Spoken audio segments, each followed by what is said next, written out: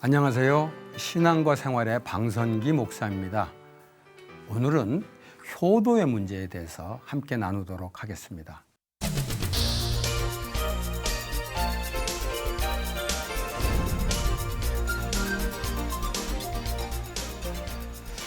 꽤 오래전인데 제가 교회에서 효도에 관한 설교를 하는 중에 부모님들에게 용돈을 드리라는 말씀을 전한 적이 있습니다. 네, 예배를 끝나고 나오는데 나이 많이 든 그 권사님들이 제 설교에 은혜를 많이 받았다고 해서 제가 좀 속으로 웃은 적이 있습니다. 설교를 통해 은혜를 받고 도전을 좀 받았기를 기대한 사람들은 그분들의 자녀들이었는데 그 권사님들이 은혜를 받았다고 하는 얘기를 들으면서 이 효도에 관한 우리의 현실에 대해서 새롭게 생각해 보게 되었습니다. 전통적으로 우리 사회에 효도가 아마 가장 중요한 덕목 중에 하나가 아니었나 생각합니다. 아무리 못된 사람도 부모에게 효도하는 거, 이거는 부정하지 못했습니다. 오히려 효도를 너무 강조한 나머지 기독교가 제사 드리지 않는 것 때문에 기독교를 거부하기도 했었죠. 제사 드리지 않는다는 거, 이게 불효라고 생각했기 때문입니다. 그런데 요즘 우리 사회에서는 효도가 그 빛을 많이 잃어가고 있는 것 같습니다. 나이든 부모가 짐이 된다고 해서 버리는 자식이 있는가 하면 돈 때문에 부모를 죽이는 자식도 있었습니다. 몇 년 전인가 그런 사건들을 신문을 통해서 보고 다들 충격을 받았습니다. 어떻게 그럴 수가 있는가. 그런데 물론 그런 예들은 특수한 예라서 주변에 흔히 있는 것은 아니지만은 전반적으로 우리 사회에서 꽤 보편적이었던 효도의 모습들이 많이 사라져가 가는 것을 볼 수 있었습니다. 바울이 말세에 고통하는 때를 묘사하는 중에 사람들이 자기를 사랑하고 돈을 사랑하고 얘기하다가 그다음에 이런 말을 합니다. 부모를 거역하며 라는 말씀이 있습니다. 디모데후서 3장 2절 말씀입니다. 그런데 말세에 부모를 거역하며 라는 말씀이 있다는 거 현재 우리 사회에 시사하는 바가 크다고 하겠습니다. 저는 효도가 사라지는 이 현실에 좀 안타깝게 생각하면서 사실 더 안타깝게 느끼는 것은 하나님을 믿는 사람들도 부모에게 효도하는 면에 있어서 사실 우리 사회의 일반적인 모습과 크게 다르지 않아 보이는 거. 그게 정말 더 안타깝습니다. 흔히 우리가 전통적으로 효를 강조했고 기독교는 효하고는 좀 무관하다고 생각하는 것 같습니다. 그런데 성경을 보면은 효도가 성경에 차지하는 비중이 굉장히 큽니다. 10계명 중에 한 계명이 부모에게 효도하라는 계명입니다. 잘 아는 대로 출애굽기 20장 12절에 있죠. 내 부모를 공경하라. 그리하면 네 하나님 여호와가 내게 준 땅에서 내 생명이 길리라. 그리고 우리 예수님도 이 땅에 사는 동안에 효도의 본을 보여주었습니다. 물론 예수님의 공생애 이전의 기록이 별로 없어서 정확히 알 수는 없습니다. 그러나 예수님이 십자가에서 어머니 마리아에게 한 말은 바로 그게 효도의 모습이 아닌가 생각합니다. 예수님이 마리아에게 여자여 보소서 아들이니다 라고 말한 후에 제자 요한에게 이렇게 말하죠. 보라 내 어머니라. 이렇게 말하는 것은 예수님이 최후의 순간까지 십자가에서 죽는 최후의 순간까지 어머님에 대한 효도를 잃지 않았음을 볼 수 있습니다. 서신서에서 우리 그리스도인들의 삶에 관한 메시지를 전할 때 빠지지 않고 언급하는 것 역시 부부관계 다음으로 부모에 대한 효도입니다. 자녀들아 주 안에서 너희 부모에게 순종하라. 이것이 옳으니라. 내 아버지와 어머니를 공경하라. 이것은 약속 있는 첫 계명이니 이로써 내가 잘되고 장수하리라. 에베소서 6장 1절 3절에도 있고 골로새 3장 20절에도 있습니다. 그리고 디모데 전서에서는 교회 전체를 향해서 효도가 믿음의 표라는 것을 강조합니다. 디모데전서 5장 4절에 이런 말씀이 있습니다. 자기 집에서 효를 행하여 부모에게 보답하기를 배우게 하라. 이것이 하나님 앞에서 받으실 만한 것이니라. 이렇게 성경이 효도에 대해서 분명히 가르치지만 현대 사회의 분위기는 효도의 가치를 약화시키는 것 같습니다. 그것을 현실적으로 볼 수 있는 것이 요즘 나이 드신 분들의 삶을 보면서 느낍니다. 예전에도 나이 든 분들의 삶이 어려웠지만은 앞으로는 이 문제가 더 심각해질 것 같습니다. 그래서 많은 사람들이 요즘 노후 문제를 걱정합니다. 우리 사회에서는 이 문제는 결국 자신이 미리 준비하거나 아니면 정부가 해결해야 된다고 말합니다. 물론 그 두 가지도 필요합니다. 노후를 걱정하는 것은 저는 신앙적으로 옳은 행동은 아니라고 생각하지만 노후를 위해서, 내 자신의 노후를 위해서 재정적인 준비를 계획하는 것은 필요하다고 생각합니다. 그러나 노후 생활에 관한 한 노부모들에 대한 성인 자녀들의 책임에 대해서는 아예 거론하는 것 같지 않습니다. 전문가들 중에는 이런 거, 이 자녀들이 부모를 봉양하는, 그래서 노후 문제를 해결하는 거, 이거는 전통적인 사회에서나 적용되는 것이지 현대 사회, 특별히 현대 한국 사회에서는 맞지 않는다고 아예 단언을 해버립니다. 뭐 현실적으로는 일리가 있는 말 같습니다. 그러나 그것이 바람직하다고 생각지 않고 더더욱 옳은 말이라고 생각지는 않습니다. 저는 국가가 굉장히 부자여서 노인들의 경제 문제를 해결해 둔 나라들을 가본 적이 있습니다. 그런 나라를 보게 되면 자녀들이 부모들을 사실 별로 돌아보지 않는 것 같아요. 외국에서 뭐 좀 부자 나라입니다. 할머니가 혼자 외롭게 사는 모습을 본 적이 있습니다. 그분들은 자기 집도 있습니다. 사실 먹고 사는 걱정도 하지 않습니다. 그런데 하나도 행복해 보이질 않았어요. 자녀들이 그 부모를 자주 찾아오질 않는 거예요. 뭐 손자들도 마찬가지고. 우리나라도 이제는 정부에서 노인들을 위한 복지를 많이 해줘서 이제 많이 나아졌습니다. 그러나 나이 든 부모들의 모습을 보게 되면 전 세대 부모들하고 비교했을 때 더 행복해 보이지는 않는 것 같아요. 사실 이 나이 든 부모들의 그 행복에 관해서 생각해 보면은 가난한 나라의 경우가 오히려 자녀들이 더 부모를 잘 섬기고 그래서 더 행복하지 않나 생각도 듭니다. 그러니까 어떻게 보면은 부모에게 효도하는 것은 이 경제 문제하고는 조금 관련이 없다고도 볼 수 있습니다.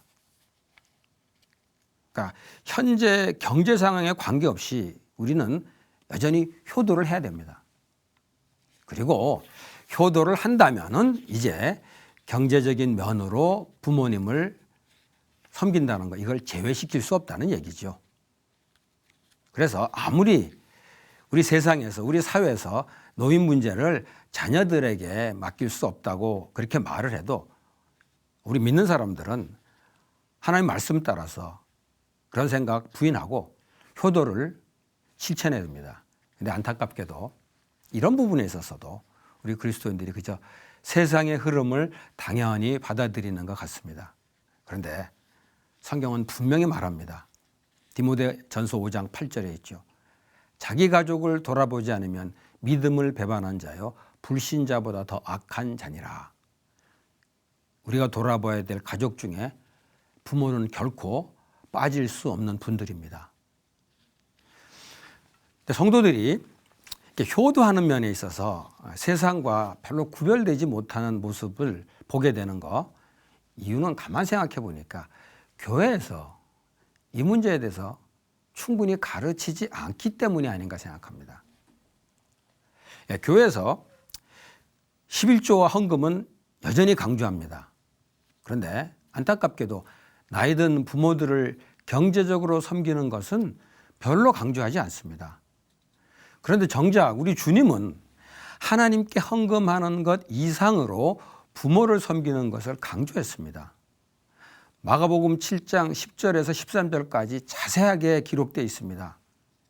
예수님은 그 당시 사람들이 부모님에게 드릴 것을 드리지 않고 하나님께 드리면은 그것으로 부모님에게 대한 의무를 다했다고 생각하는 사람들이 있었습니다. 그런 사람들을 향해 책망하면서 그것이 사람의 전통으로 하나님의 말씀을 폐하는 것이다. 아주 강력하게 비판을 했습니다. 근데 지금 생각해 보면은 하나님 믿는 사람들 11조 헌금을 드리는 것은 당연히 믿음의 행위로 생각합니다. 그런데 부모님을 물질로 섬기는 문제는 그렇게까지 심각하게 생기는 것 같지 않습니다. 그런데 성경은 분명히 가르치고 있죠. 부모를 섬기는 것, 특별히 경제적인 면에서 부모를 섬기는 것은 하나님께 헌금을 드리는 것과 다를 바 없이 똑같이 믿음의 행위라고 가르칩니다. 우리 주님이 그렇게 가르쳤어요. 교회에서 11조를 가르치지 않는다면 몰라도 교회에서 11조를 가르치는 교회라면은 저는 똑같은 이유로 부모님에게 물질로 효도하는 것을 가르쳐야 된다고 생각합니다. 이제 그런 말을 하면은 이제 대부분의 사람들은 이거 경제적으로 그럴 만한 여유가 없다는 대답을 합니다. 근데 사실 경제적으로 말한다면은 지금보다도 훨씬 더 가난했던 시절에 살던 사람들이 부모님에게 더 많이 효도를 했습니다. 근데 그때에 비하면 지금 우리는 경제적으로 훨씬 나아졌습니다. 그렇기 때문에 현재 우리가 효도를 하느냐 못하느냐 문제는 경제적으로 부족한 것 때문이 아닙니다. 오히려 돈을 사용하는 우선순위의 문제라고 생각합니다. 잘 아는 대로 우리나라 사람들이 자녀들의 교육을 위해서는 전 세계에서 가장 많은 돈을 사용합니다. 그러니까 당연히 경제적으로 여유가 없게 되고 결과적으로 부모님께 드릴 만한 여유가 없게 되는 것이죠. 결국 우리가 물질로 부모에게 효도하지 못하는 것은 재정이 부족해서라고 말하지만은 사실 엄밀히 말하면 재정이 부족해서라기보다는 재정의 우선순위가 뒤바뀌기 때문이라고 생각합니다. 우리가 헌금을 드릴 때 항상 이렇게 배웠습니다. 헌금에 대해서 내가 먼저 다 쓰고 헌금을 드리는 것이 아니라 하나님께 먼저 드리고 나머지를 가지고 우리의 삶의 필요를 위해서 사용해야 한다고 배웠습니다. 저는 같은 원리를 부모님께 효도하는 데도 적용해야 될 것 같습니다.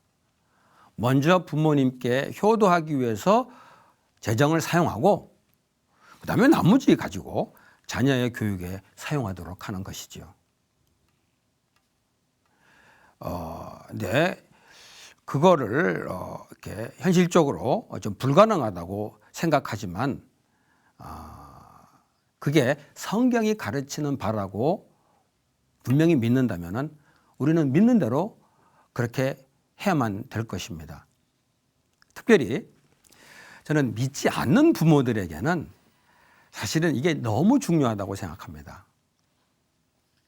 가까운 분들 가운데 믿는 성도들이 믿지 않은 부모를 모시고 있는 분들이 있습니다. 그런데 믿지 않는 부모에게 경제적으로 아무런 도움도 주지 않으면서 그 자녀들이 교회에 꼬박꼬박 헌금한다는 소리를 들으면은 그 믿지 않는 부모가 사실 얼마나 배신감을 느낄까 그런 생각을 합니다. 그분들은 헌금의 개념이 없죠. 그런데 자기 자녀가 교회에다가 헌금을 하면서 자기한테는 한 푼도 봉양을 하지 않는다면은 그 자녀를 보고 사실은 하나님을 믿을 마음이 생길 수 있을까? 있을 수 없는 얘기죠. 저는 특별히 믿지 않는 부모들에게는 효도하는 심정으로도 물론 그래야 되겠지만은 선교하는 심정으로도 저는 부모에게 물질로 효도를 해야 되지 않겠나 생각합니다. 지금 우리나라 사람들이 이렇게 부모에게 효도하는 것보다 자녀들에게 사실 돈을 많이 씁니다.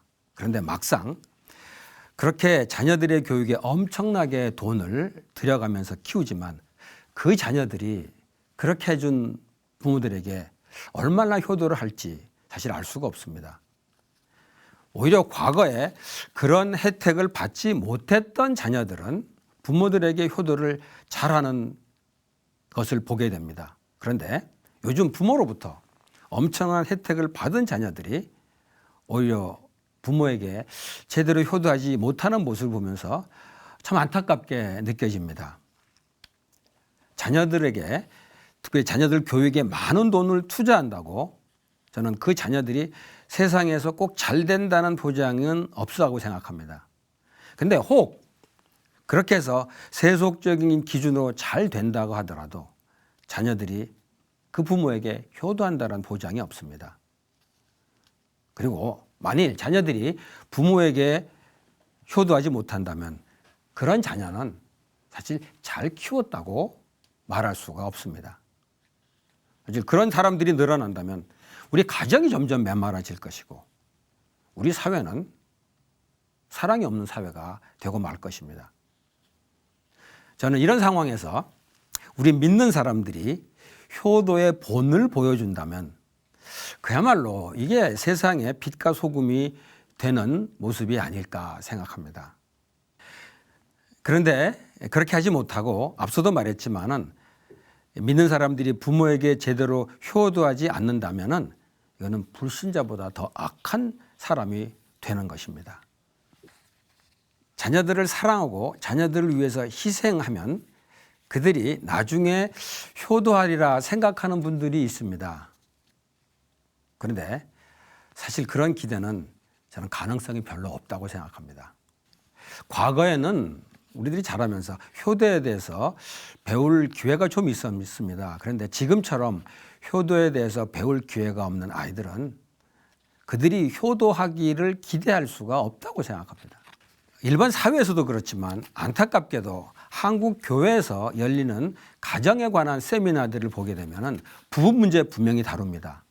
그리고 자녀 양육의 문제도 많이 다룹니다. 그런데 안타깝게도 부모에게 효도하는 내용은 별로 가르치지 않는 것 같습니다. 그러니까 가르치질 않으니까 배우지 못하게 되고 그러니까 아이들은 효도를 모르는 채 자라게 되죠. 그렇기 때문에 효도를 하기 위해서는 효도를 하기 위해서는 효도를 가르쳐야 됩니다. 기본적으로 효도는 자녀들이 부모에게 하는 것이지만 자녀들이 효도하기 위해서는 부모들이 자녀들에게 효도에 대해서 가르치고 또 효도를 받을 준비를 해야 된다고 생각합니다. 부모들이 자녀에게 사실은 존경을 받지 못하는 경우가 요즘 많이 보입니다. 그렇게 되면은 자녀들이 부모에게 효도하지도 못할 뿐 아니라 자녀들이 그것을 어떻게 보면 당연하게 생각할 수도 있죠. 저는 이게 오늘 우리 사회의 안타까운 현실이 아닌가 생각합니다. 그래서 이 부모가 자녀들을 생각하면서 효도들을 가르치고 또 그렇기 때문에 부모 자신이 효도 받을 수 있도록 삶을 살아야 되겠죠. 그리고 교회에서도 효도에 대해서 가르쳐야 된다고 생각합니다. 보통 효도 얘기는 어버이날에만 많이 언급을 하는데 이 가정에 관련된 이야기를 할 때면은 꼭 효도를 빠뜨리지 않아야 됩니다. 왜냐하면 효도가 중요하기도 하지만은 무엇보다도 그것이 성경이 가르치는 교훈이기 때문입니다. 혹 효도에 대한 강의나 설교를 들을 수 있습니다. 그런데 그런 걸 듣는다고 또 효도를 쉽게 하는 것은 아닌 것 같아요. 아무래도 사람은 말로 들은 것을 하기보다는 눈으로 본 것을 많이 따라하게 됩니다.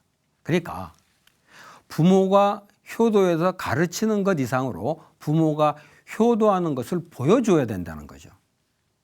부모가 효도하는 것을 보지 못한 자녀들은 아무리 부모의 사랑을 받아도 또 아무리 효도에 대한 가르침을 받더라도 효도할 줄을 모릅니다. 그래서 부모된 사람들은 그들의 부모, 즉 조부모님이죠. 아이들한테는 조부모님이 되는데 그 조부모님께 효도하는 모습을 보여드릴 필요가 있습니다.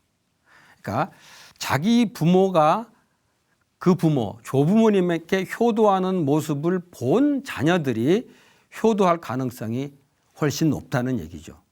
그러니까 정말 자녀들이 복을 받기 원하는 부모들은 그들이 효도해서 복을 받기 위해서라도 자신의 부모에게 효도해야 된다고 생각합니다.